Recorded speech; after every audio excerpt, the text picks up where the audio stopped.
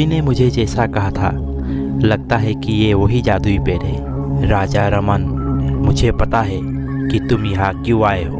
अरे, आपको मेरा नाम कैसे पता है? यहाँ जो भी आता है मुझे उसका नाम और उसके बारे में सब कुछ पता चल जाता है। और मुझे ये भी मालूम है कि तुम यहाँ क्यों आए हो और क्या लेने आए हो जो मेरे पास है। लेकिन तुम्हें उस चीज़ को हासिल करने से पहले मेरे 3 सवालों के सही जवाब देने पड़ेंगे। अगर तुमने एक भी गलत जवाब दिया तो तुम पत्थर के बन जाओगे और हमेशा के लिए यही रह जाओगे। ठीक है, आप मुझसे सवाल पूछिए। तो बताओ, ऐसा क्या है जो हमेशा आता है लेकिन पहुंचता कभी नहीं? इस सवाल का क्या जवाब हो सकता है? इस सवाल का जवाब है जीवन। गलत जवाब।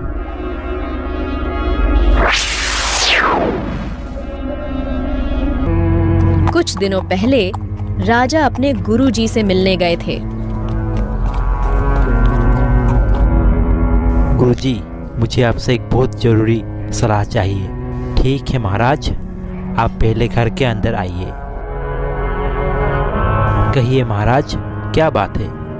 आप आज बहुत चिंतित लग रहे हैं। क्या बात है? गुरुजी, आपको पता ही है कई महीनों से हमारे राज्य में बारिश नहीं हुई है, जिसके कारण पूरे राज्य में सूखा पड़ गया है।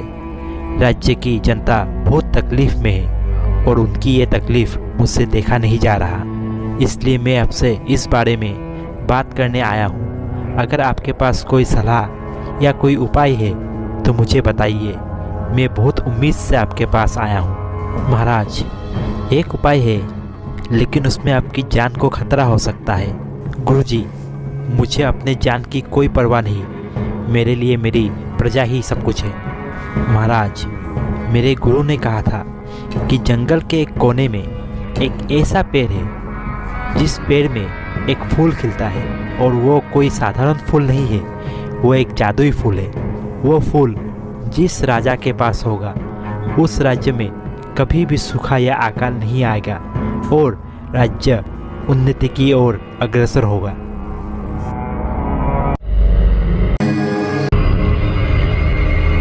महल में रानी महाराज को लेकर चिंतित हो रही थी।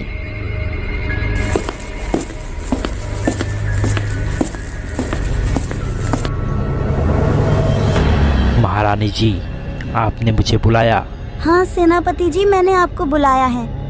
महाराज, पिछले 2 दिनों से महल नहीं आए। मुझे उनकी बहुत चिंता हो रही है। महारानी जी, आप चिंता मत कीजिए, हमारे महाराज को कुछ नहीं होगा। मैं अभी जाकर महाराज को ढूंढता हूँ और उन्हें साथ लेकर ही आऊँगा। उसके बाद सेनापति महाराज को ढूंढते हुए इधर उधर घूमने लगे। सुनो, क्या तुम लोगों ने महाराज को देखा था? हाँ सेनापति जी, हमने कुछ दिनों पहले महाराज को जंगल की तरफ जाते हुए देखा था।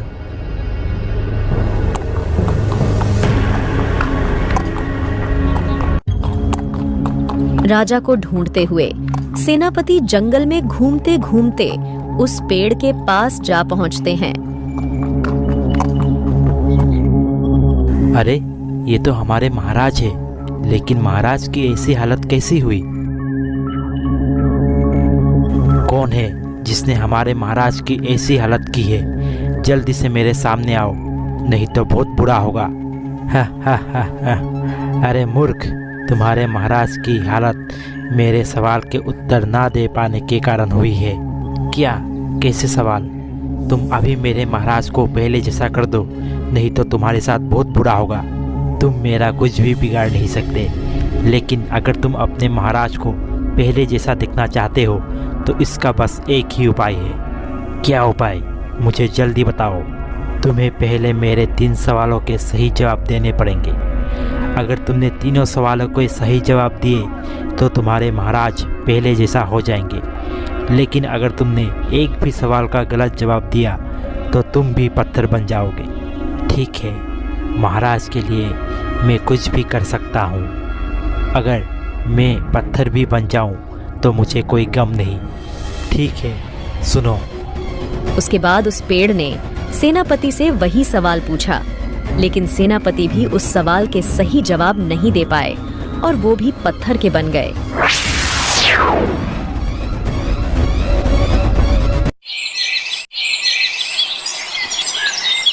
उस राज्य के एक गांव में रमन नाम का एक गरीब इंसान रहता था, जो बहुत ही ईमानदार और मेहनती इंसान था।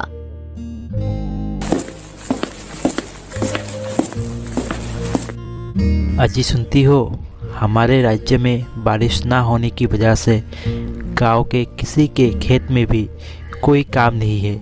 इसलिए मैं शहर जा रहा हूँ और वहाँ मजदूरी करके कुछ पैसे ले आऊँगा, जिससे हमारे घर में खाने की चीज़ें आ सके। हाँ, आपने सही कहा। खेत में काम न मिलने की वजह से हमें 2 वक्त का रोटी भी नसीब नहीं हो रहा। ठीक है भाग्यवान, मैं चलता हूँ। माँ, क्या हम आज रात भोजन कर पाएंगे? हाँ बेटी, अगर तुम्हारे पिताजी को आज कोई काम मिल जाए तो हम आज रात भोजन कर पाएंगे। किशन दिन भर काम की तलाश में घूमता रहा, लेकिन उसे कोई काम नहीं मिला। और फिर किशन ने अपने आप से कहा, आज मुझे कोई काम नहीं मिला, मैं घर जाकर क्या कहूँगा। उसी समय एक सेठ वहां से गुजरता है, जिसकी जेब से एक थैली गिर जाती है।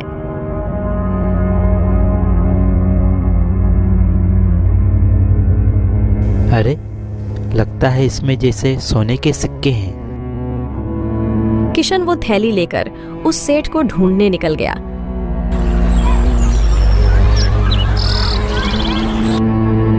सुनिए, आपका ये थैला रास्ते में गिर गया था, ये लीजिए। इसे मुझे लौटाने के लिए तुम्हारा बहुत शुक्रिया। सुनो, तुम एक काम करो, इस थैले में बहुत सारे सोने के सिक्के हैं, कुछ सिक्के तुम रख लो। नहीं नहीं सेठ जी, ये आपका है और मुझे इसमें से कोई सिक्का नहीं चाहिए। कोई बात नहीं, मैं तुम्हें इनाम के तौर पर दे रहा हूँ। नहीं सेठ जी, मैं इसे आपसे नहीं ले सकता। ठीक है सेठ जी, मैं चलता हूँ। ये आदमी कितना ही ईमानदार है। आजकल की दुनिया में ऐसे ईमानदार इंसान मिलना बहुत ही मुश्किल है।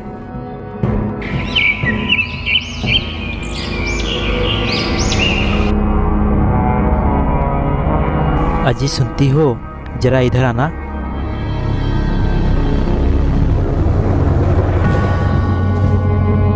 भाग्यवान, मुझे आज कोई काम नहीं मिला। कोई बात नहीं, आप कल फिर चले जाना, शायद कल कोई काम मिल जाए। भाग्यवान, हमारे घर पे जो भी थोड़ा अनाज है उसे आज हमारी बेटी को दे देना खाने के लिए। हमें आज फिर खाली पेट ही सोना पड़ेगा।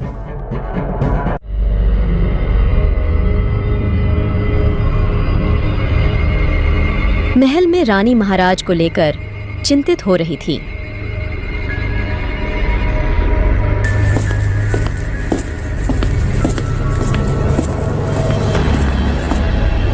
महारानी जी, आपने मुझे बुलाया।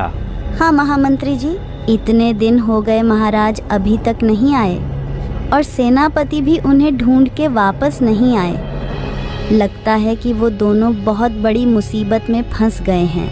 महारानी जी, मैं भी इस बात को लेकर बहुत चिंतित हूँ। आखिर महाराज अभी तक क्यों नहीं आए? महारानी जी, मैंने एक बात सोची है कि महाराज को ढूंढने के लिए हमारी सेना का एक दल भेज दिया जाए और साथ ही इस राज्य के हर गांव में एक संदेश भेज दिया जाए कि जो भी महाराज को ढूंढ कर लेकर आएगा या उनकी कोई खबर हमें देगा, उसे इनाम में 1000 सोने के सिक्के दिए जाएंगे। महामंत्री जी, आपका यह सुझाव अच्छा है, ऐसा ही कीजिए।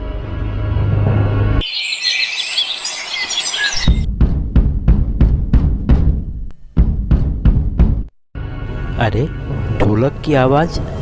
लगता है महल से कोई ज़रूरी संदेश आया है। मैं जाकर देखता हूँ।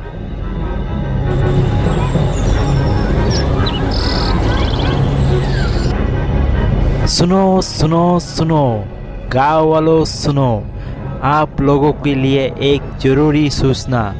हमारे महाराज कई दिनों से लापता है। जो कोई भी महाराज को ढूंढ कर लेके आएगा या उनकी कोई खबर लेकर आएगा उसे 1000 सोने के सिक्के इनाम में दिए जाएंगे।